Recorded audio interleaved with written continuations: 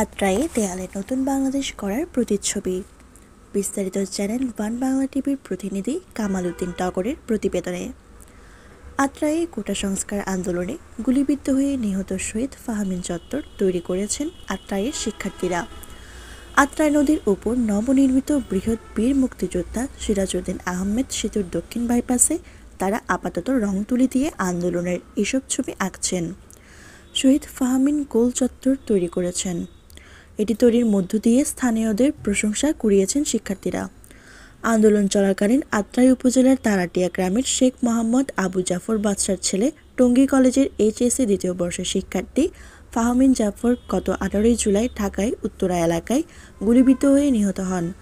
ছাত্র অনেক মেহেদি ফাইসাল জানান, রাস্তার যানজট নিরসনে এবং শহীদ ফাহমিনের স্মৃতি অম্লান রাখতে এখানে শহীদ ফাহমিন গোল চত্বর তৈরি করা হয়েছে। এ স্থানে যানজট নিরসন ও দুর্ঘটনা এড়াতে স্থায়ী গোল চত্বর নির্মাণের দাবি তাদের।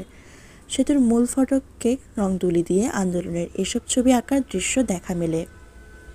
শিক্ষার্থীরা কেউ রং তুলি দিয়ে আঁকছেন, কেউ রং করছেন, কেউ আবার দেয়াল পরিষ্কার করছেন। বাহারি রঙের তুলির আঁচড়ে ফুটে উঠেছে নানা রকম চিত্র, তা দেখে মুগ্ধ